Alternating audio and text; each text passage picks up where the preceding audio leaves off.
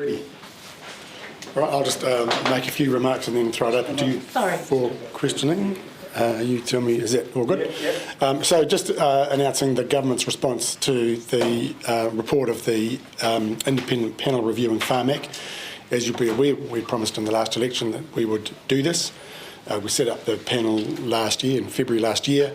They provided an interim report last year. That interim report was really just talking about what they found initially, and what they found was some challenges that Pharmac was having, at the very least meeting its equity obligations. I might say that the terms of reference for the review focused on whether or not Pharmac's decision-making was suitably transparent and whether Pharmac was meeting the obligations set for it in the legislation. The final report makes a number of recommendations, 33 recommendations, most of which we are accepting. Most of the recommendations focus on the decision-making aspect, making sure that Pharmac is collaborating properly and appropriately with other parts of the health administration, and also taking on board other stakeholder voices, particularly the voice of health consumers and those with lived experience of conditions, and that relates particularly in the rare disorders community. So there's specific recommendations about how Pharmac can improve its performance there. I think critical to the recommendations is making sure that Pharmac is working with the likes of the Ministry of Health, as well as Health New Zealand and the Māori Health Authority. If I were to characterise, I think, the recommendations and where they're getting to, it is that the days of the independent Republic of Pharmac are over. Pharmac is part of our health administration and needs to be working appropriately with the rest of the health administration. In relation to some more specific aspects, there was a recommendation about vaccine policy and vaccine strategy being shifted out of Pharmac completely and into other entities. We haven't accepted that recommendation. Pharmac is our procurement agency. We need their capability and skills.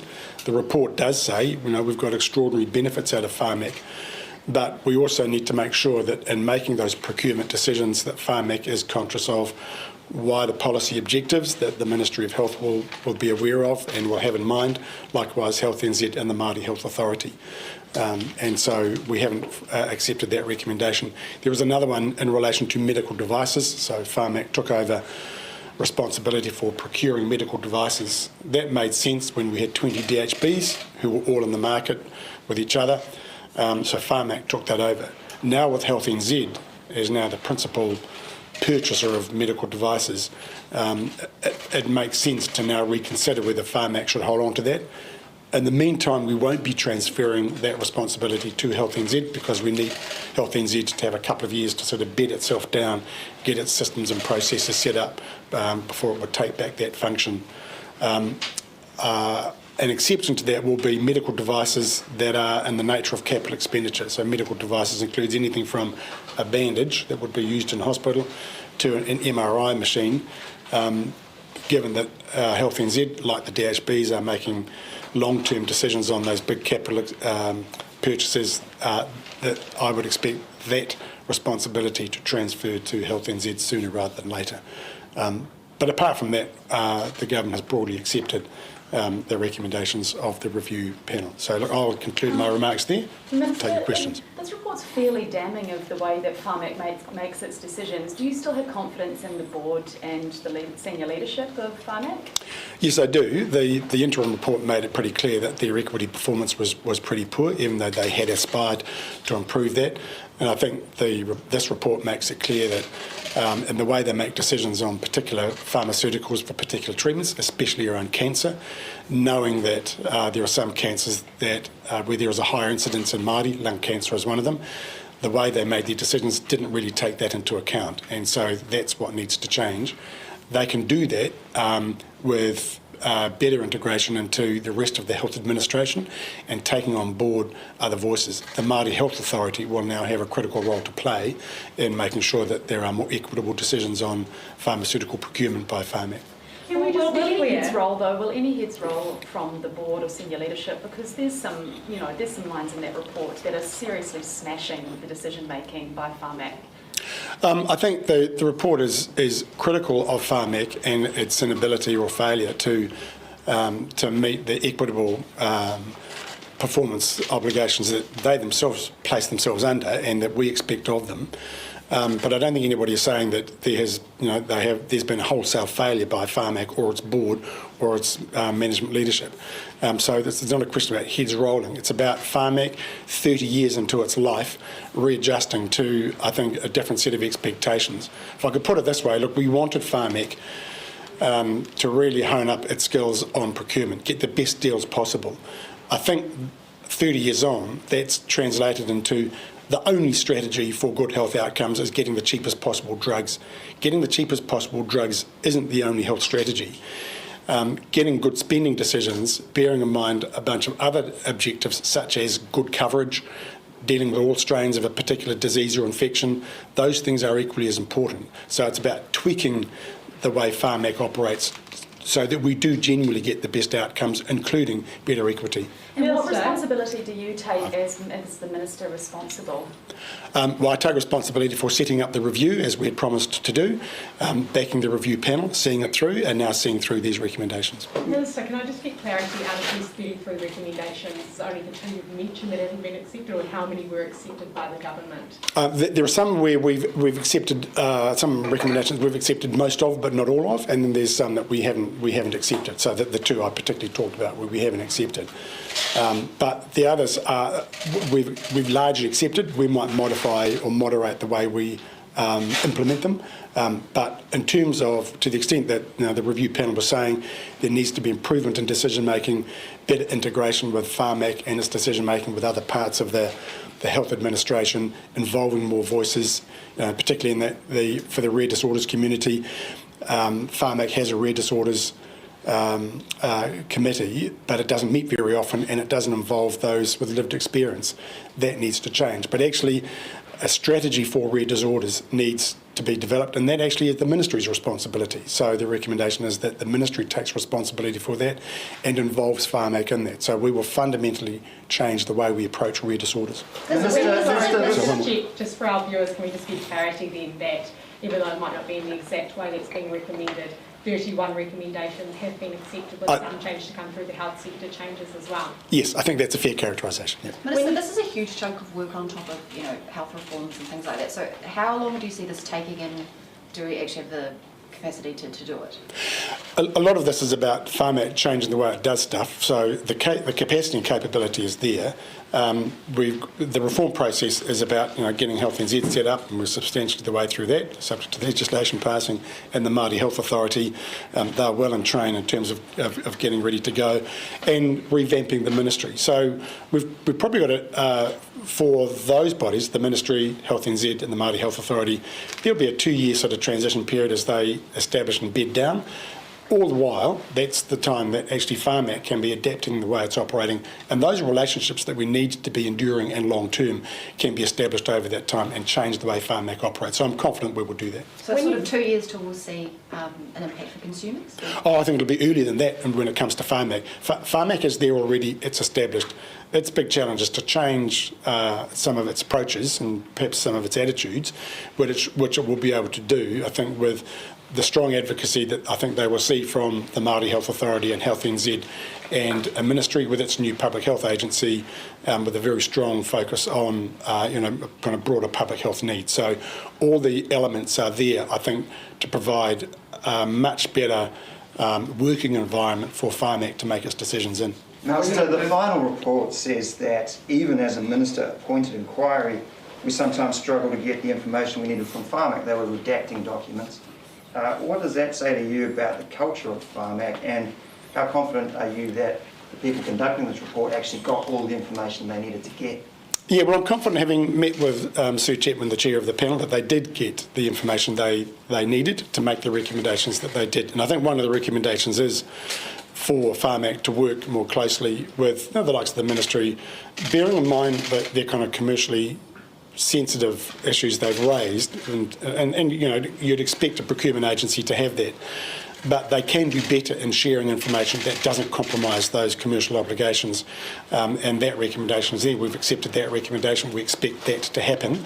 There's got to be good sharing of information, and as the ministry and the new entities take a greater role in shaping up immunisation strategies, vaccine strategies, medicine strategies, then Pharmac is going to need to work closely with them and share appropriate information. But how do you change that culture? I mean, do the officials need training? How are you going to change that culture to ensure that transparency becomes more of a way of life and a way of operating for Pharmac? Well, the devices I as Minister have is through letters of expectation. Pharmac operates sort of independently of ministers on procurement decisions, but on the way they operate and their relationships with other entities, actually I can direct them about the way they go about their business, engaging with the ministry, engaging with the other entities, and I'll be making sure that they get very clear instruction about that. Well, what will happen if they don't follow through with your instructions?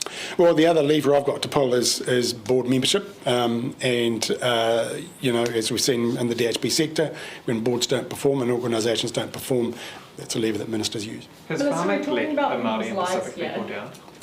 I think it's pretty clear from both the interim report and this that their decision making has not led to equitable health outcomes. And the classic is in that cancer space. Māori are more likely to die of cancer than pretty much any other population group in New Zealand. And so therefore decisions about cancer treatment, decisions about cancer diagnosis are important, which is why in this year's budget we made the decision about extending the age of entry to bowel screening to Māori and Pacific. But actually cancer treatments too, when Pharmac is making decisions about available cancer treatments, they've got to be thinking about the population to whom that will apply.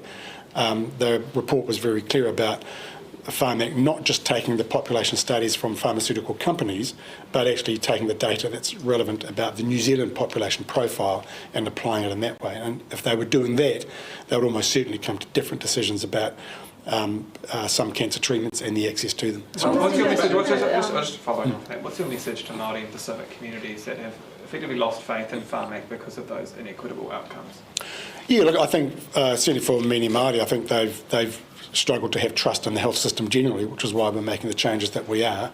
But what they can expect from this report and this government's decisions in relation to it is much better decision making that takes account of their needs and therefore improves their access to treatments. So how satisfied will Māori be with the recommendations and the recommendations that government will enact? Well, that'll be a matter for Māori to judge. Yeah, well, so what critical role will the Māori Health Authority play going forward?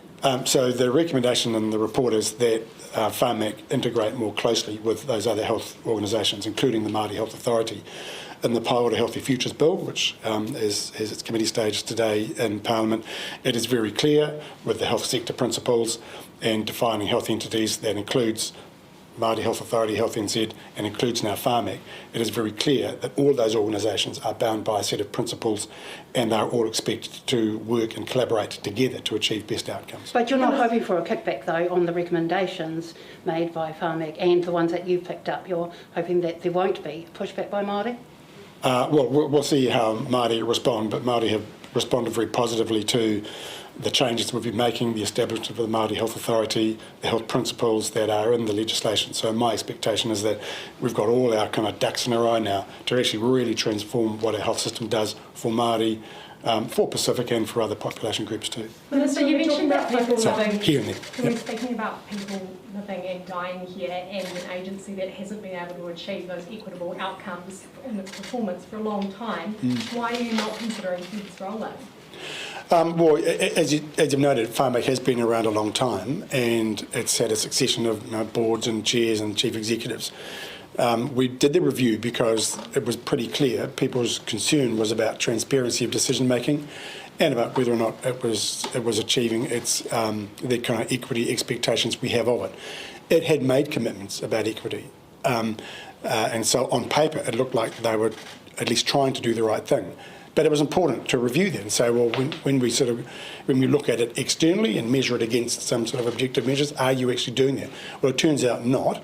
I don't think there was anything deliberate or malicious on the part of Pharmac in not achieving that.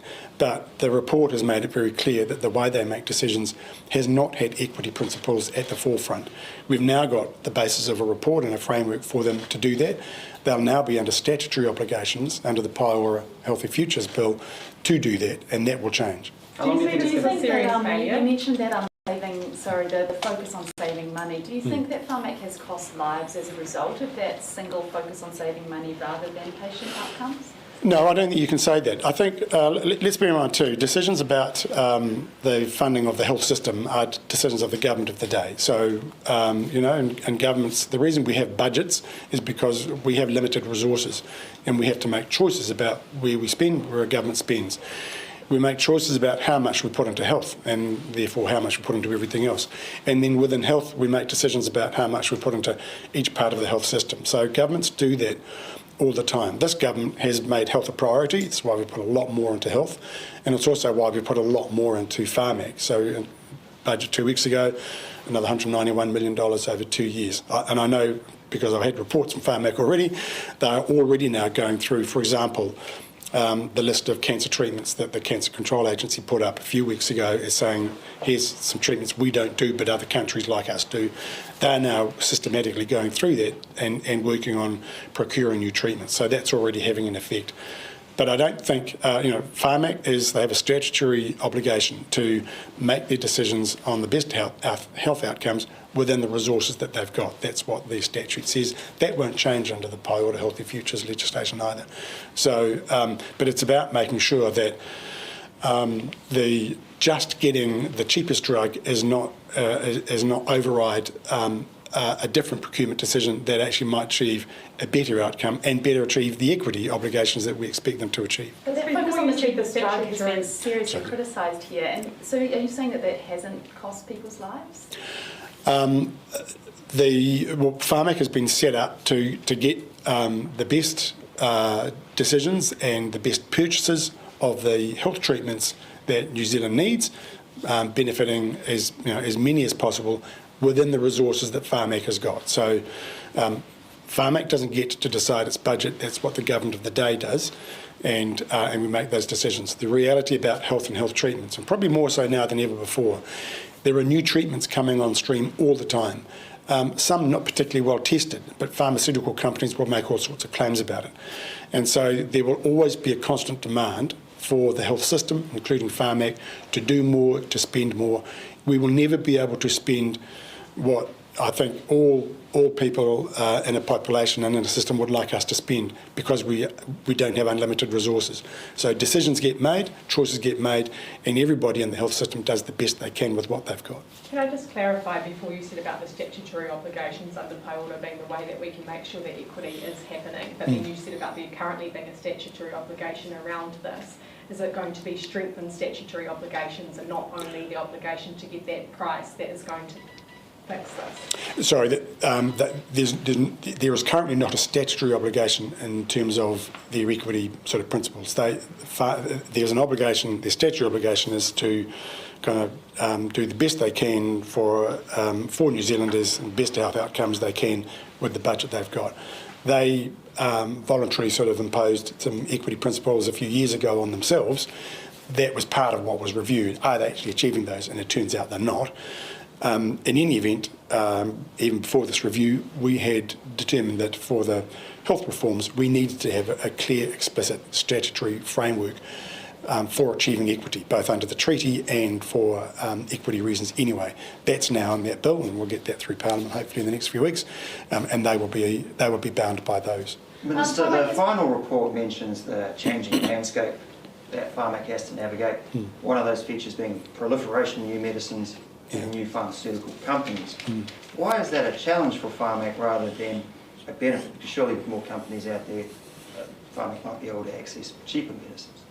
Yeah, I think it's not just the cheaper medicines, it's also the new medicines. And in fairness to pharmaceutical companies, they invest a lot to develop new medicines and they want to recover those investment costs as early as they can, which is why the front-end pricing for most pharmaceuticals is very, very high until they come off patent. So I think it's the fact there are more contenders in the market to deal with. There are more treatments available, so more assessments on the efficacy of those treatments, more examination of trial data to have to look at. That does make it more complex and more challenging, and they are in that space. Pharmac has been called the envy of the world, including by the Prime Minister in 2019. Do you think following this report, Pharmac can still be called the envy of the world?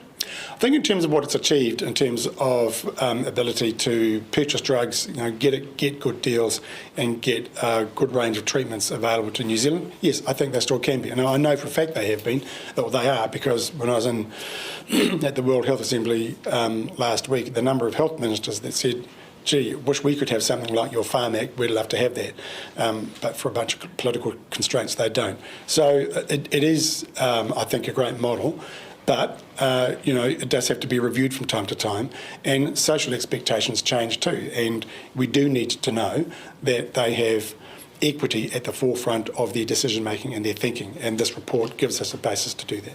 When you talk about Pharmac becoming more integrated with the wider health system, what does that practically look like? Are you talking about a member of the Māori Health Authority having a seat on their board, or how do you expect to see that?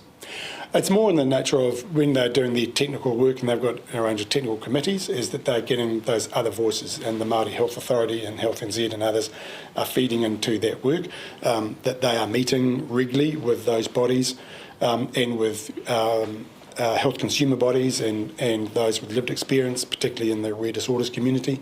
They're actually actively engaging with and hearing from and integrating those voices into their decision-making structures.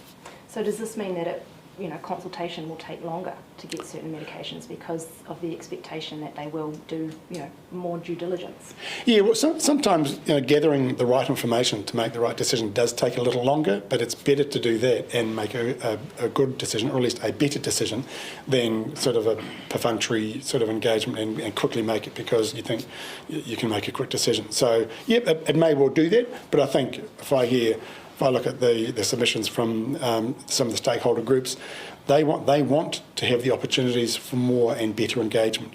So if that takes a little more time to do that in order to get a better decision, that's probably a good trade-off to make. Given the report found that Pharmac contributed to inequities, particularly over the last decade, how long would you like to see until it starts to turn things around?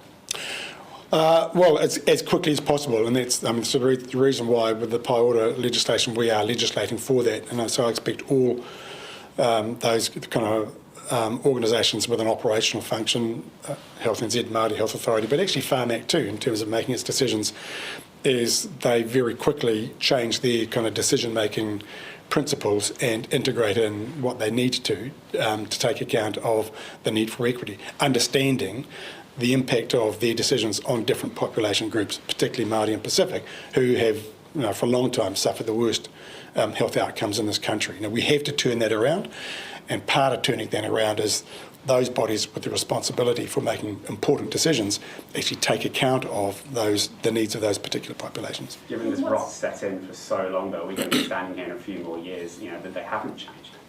Well, I think we've not only got the benefit of this report that I think reflects, very, very clearly on what has not worked well for Pharmac. We have a set of statutory obligations, and so they are bound by those statutory obligations. I'm not saying everybody should go out and sue everybody, but it's pretty hard for a public entity to avoid its statutory obligations, and ministers and governments doing their job will hold them to it. What's your message to patients and patient advocates who may feel like their voice hasn't been heard in decision-making up until now? Will their voice be heard in decision-making going forward? Yes, there's now an opportunity for that to happen, and my expectation is very clear that Pharmac, as well as other health entities too, now actively pursue engaging with those communities, those advocates, and get their voices heard. I think equally be clear that strong advocacy is very important, but it doesn't guarantee an outcome. But the boards or bodies responsible for making decisions can't possibly make a good and balanced decision if they are not listening very carefully to those who have an immediate stake in the decisions that are being made. All right, thank you everybody. I'll leave you to back up.